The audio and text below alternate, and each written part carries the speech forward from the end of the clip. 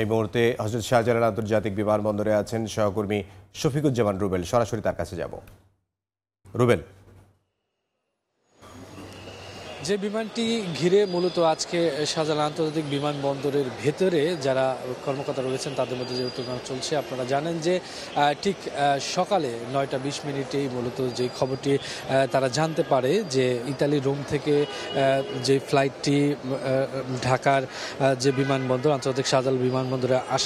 আসার পথেই মূলত বিমানটি ছিল 356, সেখান থেকে মূলত একটা ফোন কলের মাধ্যমে জানতে পারে কর্তৃপক্ষ যে সেই বিমানটিতে বোমা রয়েছে বা বিস্ফোরক রয়েছে, এই ধরনের হুমকি দেওয়া হয়। পরেই কিন্তু জরুরি অবতরণ করা হয় বিমানটি দ্রুত করে, এবং আপনারা যেটা জানেন, যেমনটা কিছুক্ষণ আগে বলছিলাম, যে বিমানটি ঘিরে নিরাপত্তা কর্মীরা যারা কর্তৃপক্ষ রয়েছেন সকলেই কিন্তু পুরা বেষ্টনীতে ঘিরে ফেলেন, এবং খুব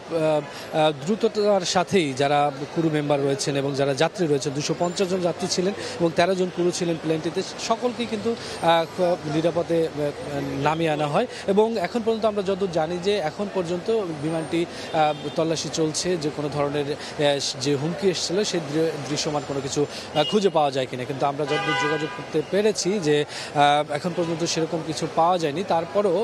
তারপরে কিন্তু আমরা জানি যে চিরুনি তল্লাশি চালানো হচ্ছে, বিমানটিকে সম্পূর্ণভাবে দেখা হচ্ছে যে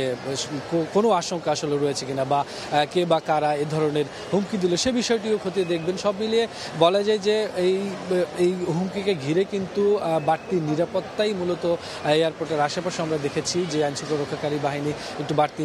নিরাপত্তা বা চৌখুশ অবস্থায় রয়েছে, যদিও বিষয়টা অত্যন্ত গুরুত্বের সাথে তারা দেখছেন এবং এখনই তারা সব কিছু আসলে বলছেন না, আমাদেরকে বলছেন একটু অপেক্ষা করার জন্য, কেননা বিষয়টি যেহেতু যাত্রী সংশ্লিষ্ট বিষয়, সেই জন্য তারা ভালো করে পর্যবেক্ষণ করে দেখে তারপরে মূলত বিস্তারিত জানাবেন। এখন পর্যন্ত আমরা যেটা দেখতে পাচ্ছি সকাল থেকেই সেই বিষয়টি ঘিরে কর্তৃপক্ষরা তারা কিন্তু এয়ারপোর্টে করা নিরাপত্তার চাদরে রেখেছে, একটু বাড়তি সতর্ক অবস্থানে রয়েছে। তো সব মিলিয়ে এখন পর্যন্ত তল্লাশি চলছে, পরবর্তী সময় আরও আপডেট আপনাদের জানাতে পারবো আমরা। তো এই ছিল এই মুহূর্তে এয়ারপোর্ট থেকে সহকর্মী শফিকুজ্জামান রুবেল, হযরত শাহজালাল আন্তর্জাতিক বিমানবন্দর থেকে।